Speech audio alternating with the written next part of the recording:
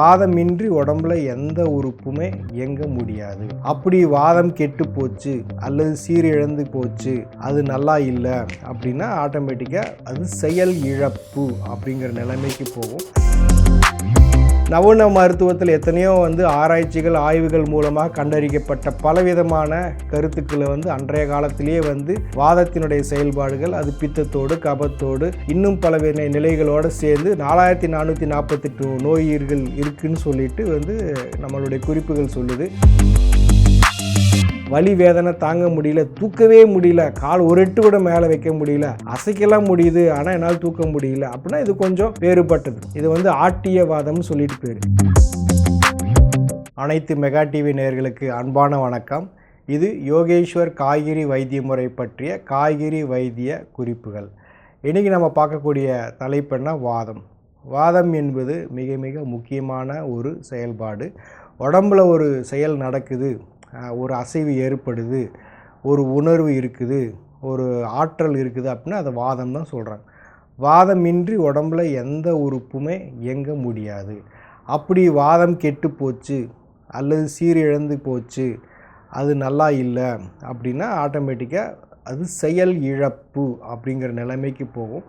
அப்பேற்பட்ட ஒரு நிலைமைக்கு போகிறதுக்கு நம்ம நம்முடைய உணவு முறையும் நம்முடைய மனநிலையும் ரொம்ப ரொம்ப முக்கியம். அது ஏதாவது சீர்கேடு ஏற்பட்டால் இப்படியும் வரும். இப்படி பலவிதமான கருத்துக்களை ஒவ்வொரு பகுதியில் நம்ம வாதம் பற்றி பார்த்துட்டே வர்றோம். ஒவ்வொரு பகுதியிலையுமே நம்ம குறிப்பாக ஒரு ஆரம்பிக்கும் பொழுது ஒரு வாதத்தை பற்றி அறிமுகம் கொடுத்துட்டு தான் ஆரம்பிக்கிறோம். ஒரு 2 நிமிஷம் மொத்தம் எத்தனை வகையான வாதங்கள் இருக்குதுன்னு நம்ம சொல்கிறது ஒரு பழக்கம். அதனால் இந்த பகுதியில் அதே மாதிரி பார்த்துருவோம். 80 வகையான வாதம், 40 வகையான பித்தம், 20 வகையான கபம் இருக்குதுன்னு பார்க்குறோம். அதில் வாதம் 80 வகைகள், உச்சந்தலையிலேருந்து உள்ளங்கால் வரைக்கும் இருக்குது. இதில் 2 விதமாக பார்க்கலாம். கருத்திவியல் ரீதியான ஒரு வாதம், அப்புறம் உடற்கூறுவியல் விதமாக ஒரு வாதம். அப்படி பார்க்குறப்போ உடம்பில் 5 விதமான பிராண வாயுக்கள் இருக்குது. அதாவது உடம்பில் பிராணவாயு, உதானவாயு, வியானவாயு, சமானவாயு, அபானவாயுன்னு 5 விதமான வாயுக்கள் இருக்குது. இந்த 5 விதமான வாயுக்களிலும் வாதம் வரலாம். அப்புறம் இன்னொன்று வாதம் இருக்குது. அப்புறம் வரணவாதம்னு சொல்லிட்டு ஒரு 5 வகை இருக்குது. இந்த 5 வாயுக்களில் பித்தாவரணவாதம்னு சொல்லிட்டு 5 விதம் இருக்குது. ஆக 15 விதமான வாதம் இந்த வாயுக்கள் அடிப்படையில் இருக்குது. அதே மாதிரி தாதுக்கள் இருக்குது. உடம்பில் பார்த்திங்க அப்படின்னா ரசம், இரத்தம், மாம்சம், தேமஸ், அஸ்தி, மஜ்ஜா, சுக்லான்னு சொல்லிட்டு 7 விதமான தாதுக்கள் இருக்குது. பில்டிங் பிளாக்ஸ்னு சொல்லுவாங்க. இதுலேயும் வாதங்கள் ஏற்படலாம். வரணவாதம்னு சொல்லுவாங்க, அது இருக்குது. தோஷங்களில் 3 இருக்குது. என்ன மாதிரி அப்படின்னா வாத பித்த கபம். இது 3மே வாத பித்த சிலேத்தும வரணவாதம்னு சொல்லுவாங்க. பருப்பொருளாக 3 இருக்குது. என்ன அப்படின்னா அன்னாவரணவாதம், மூத்ராவரணவாதம், மலாவரணவாதம்னு சொல்லிட்டு இருக்கு. இது எல்லாமே பார்த்திங்க அப்படின்னா அதாவது செயல்பாடுகள் ரீதியாக இருக்கிறது. உடல் கூறுவியல் உச்சந்தலையிலிருந்து உள்ளங்கால் வரைக்குமே ஒரு 39 வகையான வாதங்கள் இருக்குதுன்னு நம்ம குறிப்புகளை சொல்லப்படுது. அதில் எடுத்துட்டோம் அப்படின்னா உச்சந்தலையில்னு எடுத்துட்டால் சிரோகிரகவாதம், சர்வாங்கவாதம், அர்த்தாங்கவாதம், ஏகாங்கவாதம், பக்ஷவாதம், பகாயாயாமவாதம், பிராணாயாமவாதம், அஞ்சிராயாமவாதம், சீவுகத்தம்பவாதம், அனுசிராங்கவாதம், அப்பாகுகவாதம், கரதாகவாதம், அபதந்திரிகவாதம், ஆட்சேபகவாதம், அனலெறிவாதம், நடுங்குவாதம், துடிப்புவாதம், விச்வபிவாதம், சந்திகதவாதம், சொடக்குவாதம், தண்டகவாதம், சாமவாதம், நிராமவாதம், கஞ்சவாதம், பங்குவாதம், கலாய கஞ்சவாதம், கொடல்வாதம், சுழல்வாதம், அண்டவாதம், பக்வாசயவாதம், சித்திராங்கவாதம், ஊருகம்பவாதம், ஆட்டியவாதம், கொட்டுச்சிவாதம், கண்டகவாதம், குருத்ரசிவாதம், பாததாகவாதம், பாதர்சிவாதம், கரபாததாகவாதம் சொல்லிட்டு பாதம், அதாவது உச்சந்தலையிலிருந்து உள்ளங்கால் பாதம் வரைக்கும் 39 வகையான வாதங்கள் இருக்குதுன்னு குறிப்பிடப்பட்டிருக்கு. நவீன மருத்துவத்தில் எத்தனையோ ஆராய்ச்சிகள் ஆய்வுகள் மூலமாக கண்டறியப்பட்ட பலவிதமான கருத்துக்களை அன்றைய காலத்திலேயே வாதத்தினுடைய செயல்பாடுகள் அது பித்தத்தோடு கபத்தோடு இன்னும் பல நிலைகளோடு சேர்ந்து 4448 நோயீர்கள் இருக்குதுன்னு சொல்லிட்டு நம்மளுடைய குறிப்புகள் சொல்லுது. அதில் எந்த அளவுக்கு முடியுமோ அதை பற்றி தெளிவுபடுத்துவதற்கு நம்ம முயற்சி பண்ணுறோம். அதனால் வாதத்தில் பார்த்திங்கன்னா 80 வகை வாதத்தில் நம்ம ஒரு அறிமுகமாக ஒரு விழிப்புணர்வாக இத்தனை ஆற்றல் மிக்க நம்முடைய மருத்துவ களஞ்சியத்திலிருந்து நம்ம உங்களுக்கு தெளிவுபடுத்துகிறோம். இதற்கு தீர்வாக நம்ம காய்கறிகளை பற்றி சொல்கிறோம். காய்கறிகள் எந்தெந்த காய்கறிகள் எப்படி பயன்பாட்டில் வரணும், எப்படி நம்ம உடம்புக்கு ஆரோக்கியத்தை கொடுக்குதுங்கிற மிக தெளிவான ஆழமான கருத்துக்களோடு சேர்ந்து இதனுடைய தீர்வாகவும் நம்ம கொடுத்துட்ருக்குறோம். இதில் இன்றைக்கி நம்ம பார்க்கக்கூடிய தலைப்பு என்னென்ன அப்படின்னா அதாவது ஊறுகம்ப வாதம், ஆட்டிய வாதம், கொட்டுச்சி வாதம், கண்டகவாதம் இப்படின்னு சொல்லிட்டு ஒரு 4 விதமான வாதங்களை பற்றி நாம் இன்றைக்கி பார்க்க போகிறோம். ஊறுகம்ப வாதம் அப்படின்னா ஒன்றும் இல்லைங்க, நம்மளுடைய தொடை இருக்குது பார்த்திங்களா, இது தொடை எலும்பு. இது ரொம்ப ரொம்ப உடம்புலே ரொம்ப அதிகமான பலம் கொண்ட ஒரு பகுதின்னு நம்ம பார்க்குறோம். இதில் தான் சேமிப்புன்னு சொல்கிறாங்க. மொத்த உடம்பினுடைய ஒரு உடம்புக்குன்னு ஒரு பேங்க்குன்னு இருக்குன்னா அதுதான் தொடைப்பகுதி தான். இதில் தான் அதிகப்படியான நம்முடைய ஆற்றல் பருப்பொருளாக சேமிக்கப்படுகிறது. இதுதான் இந்த இடத்துல ஏற்படக்கூடிய ஒரு பிரச்சனை கிட்டத்தட்ட நம்மளை நிலைகுலைய வச்சிரும் அப்படின்னு சொல்லிட்டு இருக்குது. அப்போ இந்த தொடைப்பகுதியிலையும் வாதங்கள் ஏற்படும் பொழுது அது என்ன மாதிரி அப்படின்னு பார்க்கலாம். தொடையை நம்ம நேராக வச்சுருக்குறோம், இப்படி திருப்புறத்துக்கு முடியல, அசைவு பண்ணுறப்ப முடியல, அசைக்கவே முடியல. அதே சமயத்தில் வீக்கமாக இருக்குது, குளிர்ந்து போய் இருக்குது, அந்த மாதிரி அப்படி ஒரு நிலை இருக்குது. அசைவுகளில் கூட ஒரு நல்ல விதமாக செய்ய முடியாத பட்சத்தில் அதை என்ன சொல்கிறாங்க அப்படின்னா ஊறுகம்ப வாதம். இது அந்தளவுக்கு வாதம் முத்தி போய் கிடக்குது. அது நம்மளால் அதை சமாளிக்கவே முடியல. பலவிதமான பெயரை சூட்டப்பட்டு அந்த மாதிரி வாதங்கள் இருந்தாலும் இந்த ஊறுகம்ப வாதம் மிக மிக சிக்கலானது, பிரச்சனைக்குள்ளானது. உடம்பினுடைய பலம் கிட்டத்தட்ட ஒரு காலியான நிலைமைக்கு தான் அவங்க இருக்கிறாங்க. ஆனால் அவ்வளோ முக்கியமான விஷயம் இப்போ நிறைய நீங்கள் பார்த்துருக்கீங்க, சிலர்லாம் ஊசி தொடையில் போட்டுக்கூடிய பழக்கம் இருக்குது. அப்போ அந்த அவங்களுடைய அந்த பலம் இருக்கு இல்லைங்களா, அது அப்படியே என்ன ஆகுது, கொஞ்சமாக பலத்திலிருந்து பலகீனமாக்கக்கூடியதாக ஆயிடும். அப்போ தொடை பலம் என்பது மிக மிக முக்கியம். நம்ம ஒரு படிக்கட்டுறப்ப கால் ஏறி மேலே வைக்கிறோம், காலை மேலே வைக்கிறோம் அப்படின்னா அப்போ தொடை பலம் வேணும் இல்லையா. அப்போ நடைக்கு ஆதாரமே தொடை தான். அது இல்லாத பட்சத்தில் அப்படி நின்றுட்டே இருக்கணும், தூக்க முடியாது, ரொம்ப கஷ்டம். அப்போ இது அடிப்படையே இந்த இடத்துல இதை சொல்ல வரோம் அப்படின்னா உடம்புக்கு ஆதாரமாக இருக்கக்கூடிய இந்த இடத்தில் ஏது ஒரு கேடு வர்ற மாதிரி நம்ம பயன்பாட்டில் வச்சுக்கக்கூடாது, உணவுலையோ மருத்துவத்திலையோ இருக்கக்கூடாதுங்கிறத நான் தெளிவாக சொல்லிக்கிறேன். சரி, இதெல்லாம் ஏன் வருது அப்படின்னா அந்த வாதம் குளிர்ச்சி சார்ந்ததாக இருக்குது. இப்போ 2 விதமான உணவு இருக்குது. நம்ம உடம்புல பருப்பொருளாக எண்ணெய் பசையுள்ள கபம் சார்ந்த உணவுகளை நம்ம எடுக்கிறப்போ அதில் நார்ச்சத்து இருக்குதா, அது உடம்புக்கு ஏதுவாக இருக்குமா, இப்படிலாம் பல கேள்விகள் இருக்குது. நம்ம எந்த ஒரு பொருள் சாப்பிட்டாலும் கடுமையானதாக உடம்புக்கு ஆரோக்கியமானதாக சாப்பிட்றதான்னு வச்சுக்கோங்களேன். அப்போது ஒரு நிறையா சாப்பிட்றாங்க, அசைவம் சாப்பிட்றாங்க, நிறைய ஏதோ அதில் நிறைய அந்த கொழுப்பு இந்த கொழுப்பு நிறைய இருக்குதுன்னு சாப்பிட்றாங்க. அதை உடம்பு அந்த இடத்துல அந்த எலும்பில் போய் சேமிக்கக்கூடிய ஆற்றல் பெற்றதா, அந்த அளவுக்கு நமக்கு ஒரு ஆரோக்கியத்திற்கு உண்டான வேலையை நம்ம செய்கிறோமா, நம்ம ஓடுறோமா, இல்லை ஏதாவது பழுவான பொருட்களை ஏதாவது தூக்குறோமா, இதெல்லாம் நம்ம கேள்விக்குறிகள். அப்படி இருந்தால் மட்டும்தான் அந்த தொடையில் போய் சாப்பிட்ட அந்த உணவு ஆகாரத்தினுடைய சக்தியானது போய் அங்கே போய் தங்கும். இல்லை அப்படின்னா அங்கெல்லாம் தங்காமல் வெளியில் போயிடும்.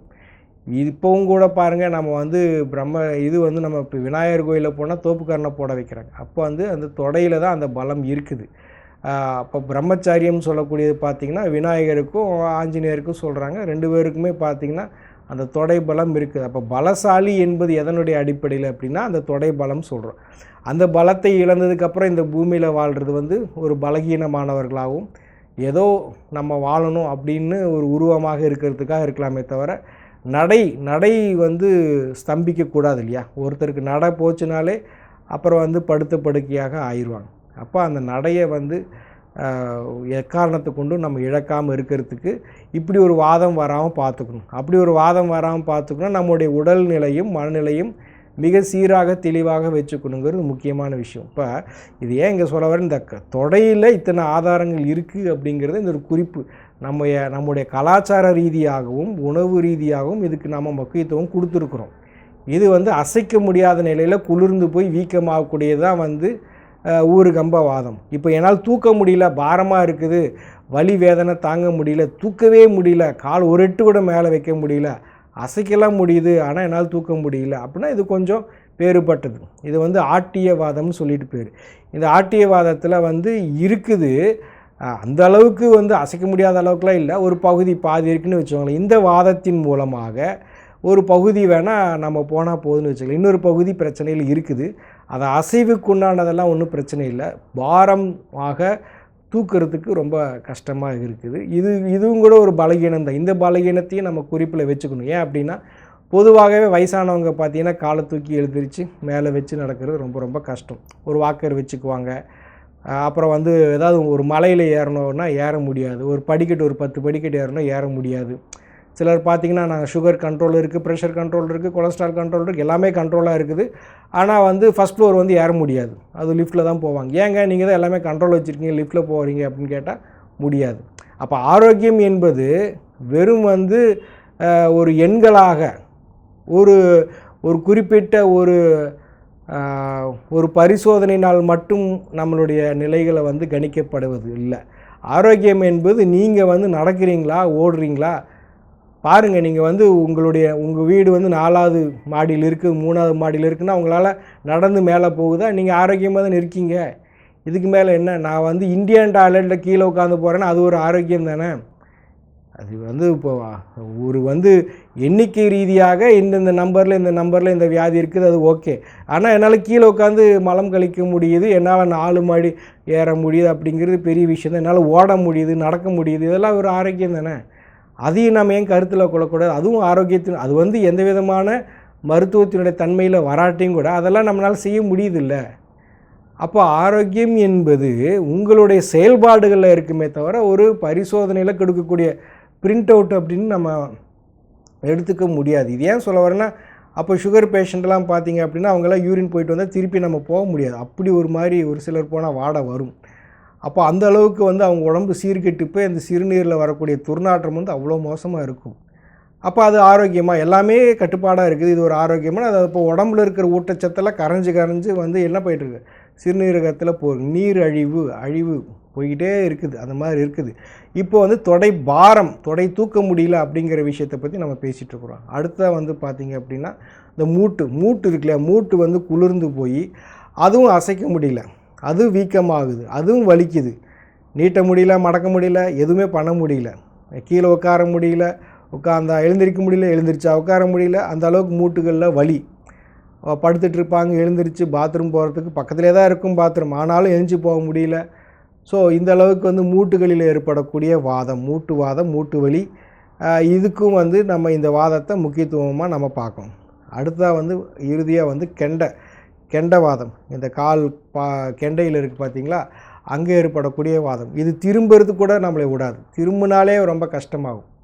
இப்படி வாதத்தில் இரத்த குழாய்கள் அதிகமாக ஓட்டக்கூடிய அந்த இடத்துல கெண்டையில் ஏற்படக்கூடிய பிரச்சனை ஒரு இருதயத்துக்கும் கெண்டைக்கும் வந்து நேரடியாக தொடர்பு இருக்குன்னு சொல்கிறாங்க. பாதத்துக்கும் இருதயத்துக்கும் நேரடியாக தொடர்பு இருக்குன்னு சொல்கிறாங்க. மருத்துவ ரீதியில் ஒரு சிலருடைய கருத்துக்கள் அப்படி இருக்குது அப்படின்னா, அப்போ கெண்டையில் ஏதாவது ஒரு பிரச்சனை அப்படின்னா அது கஷ்டம் தானே. அது வந்து நமக்கு ஏதோ ஒரு பிரச்சனை இருக்கத்தானே செய்யுது.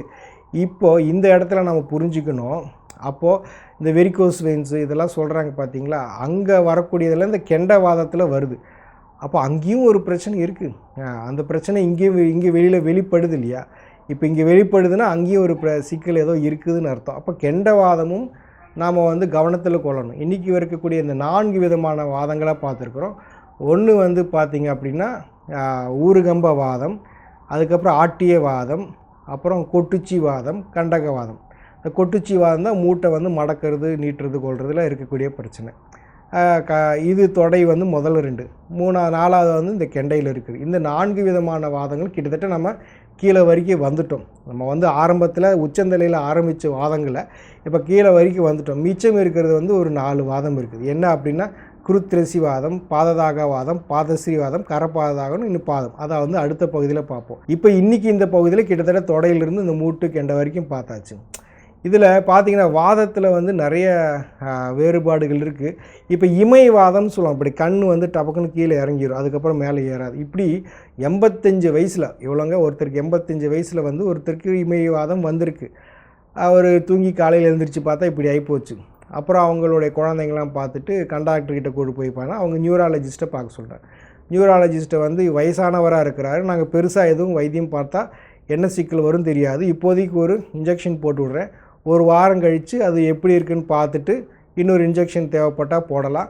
ஆனாலும் இது எந்த அளவுக்கு வந்து சீராகும் அப்படின்னு மருத்துவ ரீதியாக ஒரு உறுதியாக சொல்ல முடியாது. வயசான காரணத்தினால இது எந்த அளவுக்கு நம்ம பழைய நிலைக்கு கொண்டு போக முடியும்னு சொல்ல முடியாது. இப்படி வந்து பாதி இப்படி பாதி அப்படி சொல்லி அனுப்பிச்சிட்டாங்க. இப்போ நமக்கு அந்த மாதிரி கேள்விப்பட்டு உடம்புல வந்து எந்த வித மாதிரி வாதம் கெட்டு போயிருக்குன்னு பார்த்துட்டு அவங்களுக்கு வாழைக்காய் இருக்குது பார்த்திங்களா, வாழைக்காய், வாழைப்பூ, வாழைத்தண்டு. அந்த வயசான காலத்தில் ஒரு நேரம் வாழைக்காய், ஒரு நேரம் வாழைப்பூ, ஒரு நேரம் வாழைத்தண்டு, இது மாதிரி போட்டு ஜூஸை போட்டு அரைச்சி கொடுத்து கரெக்டாக 4 நாளில் கண் வந்து என்ன ஆயிடுச்சுங்க, திறந்துருச்சு. இது நடந்த சம்பவம். அப்போ பாருங்கள், இது வந்து இந்த வாதத்தை எப்படி எடுக்கணும் அப்படின்னா அவர்களுக்கு தேவையான அந்த ஒரு தேவையான ஊட்டச்சத்து அதில் இருந்தது, நம்ம அதை சொன்னோம். அப்போது இமயவாதம் அப்படிங்கிறது வந்து அது வந்து முடியவே முடியாது, அது வந்து இனி அவ்வளோதான் அப்படின்றலாம் கிடையாது. நாம் எப்படி அதை அணுகிறோம் அப்படிங்கிற எல்லா வாதமும் சீராகும், எந்த வாதமும் வந்து இதுக்கு அவ்வளோதான் அப்படின்னு கிடையாது. அப்போ நினச்சி பாருங்கள், அவருடைய வயசுக்கு அவர் நடந்து ஆஸ்பத்திரி கூட்டிகிட்டு போகிறதே பெருசு. அங்கே போய் இந்த மாதிரி எதையோ ஒன்று சொல்ல போக அவங்க ஆல்ரெடி அவங்க ஏற்கனவே வந்து சுகருக்கு மாத்திரை சாப்பிட்றாங்க, ப்ரெஷருக்கு மாத்திரை சாப்பிட்றாங்க, நரம்பு தளர்ச்சிக்கு மாத்திரை சாப்பிட்றாங்க. அதெல்லாம் போக இதுக்கும் ஒரு மருந்து கொடுத்தா அவங்களுடைய வயதின் காரணமாக என்ன ஒரு விபரீதம் ஏற்படும்னு தெரியாது. அதனால தான் அவங்க தவிர்த்துட்டு ஒரு மேலாட்டமாக சொல்லி அனுப்பிச்சிட்டாங்க. சரி நீங்கள் வந்து பார்த்துக்கலாம், அது என்ன அபிப்பிராயத்தில் சொல்கிறாங்கன்னு தெரியல, அப்படி நடந்தது. ஆனால் இதை கூட நமக்கு 2 நாள் அவங்க எதுவுமே சொல்லலை. அதுக்கப்புறம் நாமளாக நம்மளுடைய ரொம்ப நெருங்கிய தன்மையில் இருக்கிறதுனால நேரில் போய் பார்த்து இப்படி எடுத்துக்கோங்கன்னு சொல்லி அவங்களும் சேர்ந்து வேறு வழி இல்லை. ஏன்னா அவருக்கு வந்து இது ஓகே, ஒரு பக்கம் கண்ணு போய் திருப்பி இன்னொரு கண்ணும் போயிடுச்சுன்னா 2 கண்ணும் மூடிட்டு என்ன பண்ணுறது? சரி, ஒரு கண்ணு போச்சுன்னா அப்படியே ஏதோ இருக்கிறதுனா இருந்துக்கலாம். ஆனால் வேறு ஏதாவது ஆகிப்போச்சுன்னா என்ன பண்ணுறதுன்னு ஒரு பயம். அந்த பயத்தின் காரணமாக தான் இந்த வாழைக்காய், வாழைத்தண்டு, வாழைப்பூலாம் சாப்பிட்டாங்க. ஒரு அருமையான முறையில் மாறிடுச்சு. இதே மாதிரி பல பேருக்கு பலவிதமான நோய் அறிகுறிகளை நம்ம வந்து சரிப்படுத்தியிருக்கிறோம்.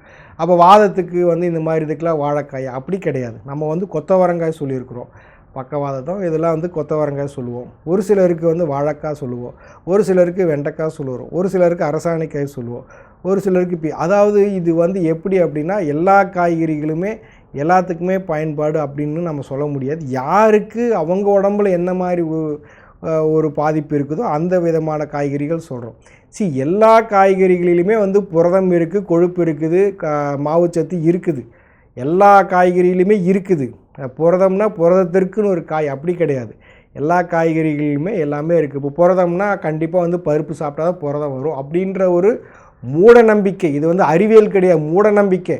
அப்போ மற்ற காய்கறிகள் பழங்கள்லாம் புரோட்டீனே கிடையாதா, புரதமே கிடையாதா, இதுக்கு மட்டும்தான் கடவுள் படைச்சிருக்கிறாரு, அதை சாப்பிட்டா மட்டும்தான். அப்போ அந்த தாவரத்தில் மற்ற தாவரத்தில் புரதம் இல்லாமல் தான் அந்த தாவரம் வளருதா? யோசிச்சு பாருங்கள். இந்த பருப்பில் மட்டும்தான் புரதம் வருமா? மற்ற காய்கறிகள் பழங்களில் புரதமே இருக்காதா? புரதமே இல்லாமல் ஒரு தாவரம் உருவாகுமா அல்லது ஒரு ஜீவராசி உருவாகுமா? புரதம் தானே அடிப்படை. மேபி அதில் வந்து கொஞ்சம் அதிகமாக இருக்கலாம், இது கொஞ்சம் கம்மியாக இருக்கலாம். ஆனால் வந்து புரதம்னாலே அதுதான் அப்படிங்கிற அது ஒரு மூட நம்பிக்கை தான். அதை வந்து புரிதல்னால் சொல்ல முடியாது, மூட நம்பிக்கை தான். ஏன்னா ஒரு ட்ரேயாக முட்டை வாங்கிட்டு போகிறாங்க. அப்போ அந்த மாதிரி 85 வயசு நபருக்கு போய் ட்ரேயாக முட்டை வாங்கி கொடுத்தா அவருக்கு கண்ணிமை சரியாகுமா, கண்மைவாதம் சரியாக இருக்குமா தெரியல. அப்போ அப்படிலாம் சாப்பிட்டா அவருக்கு வேறு ஏதாவது பிரச்சனை வந்தால் யார் பார்த்துக்கிறது? இது வந்து காய் சாப்பிட்டா எதுவும் செரிக்கலைன்னா வயிற்றால போகும், சரியாயிடும். ஆனால் அந்த மாதிரி முட்டைக்கிட்டெல்லாம் கொடுத்து அவ்வளோ ப்ரோட்டீன் கொடுத்து அவருக்கு அசைவம்லாம் கொடுத்து அவருக்கு வேறு எங்கேயோ போய் நெஞ்சில் போய் அடைச்சிருச்சுன்னா என்ன பண்ணுவீங்க? அப்போது எல்லாமே வந்து ஆரோக்கியம் என்பதே வந்து அசைவம் தான் அப்படிங்கிறதும் கிடையாது. ஆரோக்கியம் என்பது ஒரு குறிப்பிட்ட மருந்து மாத்திரை வரும்னா அதுவும் கிடையாது. முழுக்க முழுக்க இது எல்லாமே நார்ச்சத்து சார்ந்து. எப்போ வந்து ஒரு புரதம் வந்து நார்ச்சத்தில் கிடைக்குதுன்னு அதுதான் சிறப்பு. இப்போ பழத்தில் வந்து அது நீர்ச்சத்தாக வாழைக்காய் இருக்குது, வாழைக்காயில் அதிகமாக நார்ச்சத்து இருக்குது. அதே வாழைப்பழம் வந்து நீர்ச்சத்தாக மாறிடுது. அந்த அளவுக்கு வந்து நார்ச்சத்து வந்து இருக்காது. அப்போ காய் தான் அப்புறம் பழமாக மாறுது. அப்போ காய்கறியில் வந்து நார்ச்சத்து இருக்கிறப்ப அது நமக்கு நல்லது தானே. ஒவ்வொரு காயும் அதனுடைய நார்ச்சத்து நமக்கு தேவைப்படுது தானே. அப்போ அந்த ஃபைபர் புரோட்டீன் வந்து ரொம்ப ரொம்ப முக்கியம். அந்த புரோட்டீன் மூலமாக அந்த இமயவாதத்தை நம்ம ரொம்ப சிறப்பான முறையில் அதை வந்து சீர்கெட்டு போனதை வந்து சீர்படுத்தணும். இப்பேற்பட்ட அதிசயங்கள் வந்து காய்கறிகளில் தான் நடக்கும். ஈவன் இதிலேயே பார்த்தீங்க அப்படின்னா ஒரு டிரைவர், அவருடைய கதையை கேட்டிங்கன்னு இன்னும் சிரிப்பாக இருக்கும். அவர் வந்து வேலைக்கு போகிறத நிறுத்திட்டார் 10 நாளாக. ஏன் அப்படின்னா அவரால் கையை தூக்க முடியல. டிரைவிங்கில் கையை தூக்க முடியலன்னா என்ன போய் பண்ணுவாங்க? அவர் ஒருத்தர் நபர் வந்து ஒரு டிரைவரை வச்சுருக்கிறாரு. அவர் வந்து டிரைவிங் வர முடியாமல் இப்படி கஷ்டத்தில் இருக்கிறாரு. அப்புறம் அந்த நபரே வந்து அவரை காரில் கூப்பிட்டு இவர் டிரைவ் பண்ணிவிட்டு வந்து என்கிட்ட கூப்பிட்டு வந்து இந்த மாதிரி இவருக்கு இருக்குது, இவருக்கு ஏதாவது வைத்தியம் பாருங்கள் அப்படின்னு சொல்லிட்டு அவருக்கு வைத்தியம் பார்த்து சரியாச்சு. அப்போது கையை தூக்கவே முடியல, கை அசைக்க முடியல, கை தூக்க முடியல. இப்படி நபருக்கும் கூட வைத்தியம் பார்த்து சரி பண்ணியிருக்கிறோம். அப்போ எப்படி அப்படின்றப்ப காய்கறிகள் தான். இப்போ இவ்வளோ நேரம் வாதம் பேசிட்டு அதை வந்து சாத்தியம் இல்லை, முடியாது, இப்படியே உட்காந்துக்கணும், பார்த்துக்கணும், வாழ்க்கை ஃபுல்லாக அப்படிலாம் வந்து நம்ம யாரையும் வந்து சாபம்லாம் விடாமல் ஒரு நம்பிக்கை கொடுத்து அவங்கள செய்ய வச்சு அவங்கள நல்லா வாழ வச்சுருக்குறோம் இல்லைங்களா. அதை பற்றி புரிதல் நமக்கு வேண்டும். இப்போ இத்தனை வியக்கானம் பேசிட்டு இதுக்கு தீர்வுங்கிறது இருக்குதுங்கிறப்ப அதை செயல்படுத்தி பார்த்தப்போ அது நமக்கு கிடைக்கிது. அப்போ பாருங்கள், மொத்தம் 80 வகையான வாதங்களை நம்ம பார்த்துக்கிட்டு வந்துக்கிட்டே இருக்கிறோம். இதில் கண்ணு, காது, மூக்கு, வாய் எல்லாத்துக்கும் உண்டான வாதத்தையும் நம்ம வந்து சீர்படுத்திகிட்டே தான் இருக்கிறோம். இன்றைக்கி பார்க்கக்கூடிய இந்த 4 விதமான வாதம் என்ன அப்படின்னா வந்து ஊறுகம்ப வாதம், அப்புறம் வந்து ஆட்டிய வாதம், கொட்டுச்சி வாதம், கண்டவாதம் என்பது ஆரோக்கியத்தை சார்ந்ததாக இருக்குது. அது பலம் சார்ந்ததாக இருக்குது. இந்த பலத்தை அதிகப்படுத்துவது வந்து பார்த்திங்க அப்படின்னா உடம்பில் இருக்கக்கூடிய எலும்பு மஜ்ஜை. அப்போ அதில் வந்து நம்ம கொப்பரை தேங்காய் சொல்கிறோம். அது போக ஸ்கெலிட்டல் மஸ்குலார் சிஸ்டம், தசைகளுக்கு வந்து அரசாணிக்கை சொல்கிறோம். இப்படி கெண்டைக்கு வாழைக்காய், இப்படி 2-3 காய்கறிகளாக வருது. இருந்தாலுமே அவங்களுடைய நோய் அறிகுறிகளை வச்சு அவங்களுடைய பிரச்சனைகளை பொறுத்து தான் வந்து நம்ம தீர்வு கொடுக்க முடியும். இப்படி வாதங்கள் பல வகைகள் இருக்குது. அந்த வகைகளை நம்ம ஒவ்வொன்றா பார்த்துட்டே வந்துட்டோம். கிட்டத்தட்ட இந்த தலையிலிருந்து உச்சங்கால்லேருந்து உள்ளங்கால் வரை அப்படிங்கிறப்ப நம்ம கொஞ்சம் இறுதி நிலைக்கு வந்துட்டுருக்கோம். இது போக கருத்திவியல் சார்ந்த விதங்கள் இருக்குது, அதுவும் நம்ம பார்க்க போகிறோம். நம்ம இந்த கால் பாதம்ங்கிறது கிட்டத்தட்ட வந்து ஒரு சர்க்கரை நோயாளி சம்மந்தப்பட்டதாகத்தான் நமக்கு அந்த கருத்துக்கள் அதிகமாக வரும். அதையும் நம்ம பார்ப்போம். அதுக்கப்புறம் இந்த கை தூக்க முடியாதவங்க அவங்களுடைய விவரங்கள் எல்லாமே நம்ம அடுத்த பகுதியில் பார்ப்போம். மீண்டும் அடுத்த நிகழ்ச்சி சந்திப்போம். நன்றி, வணக்கம்.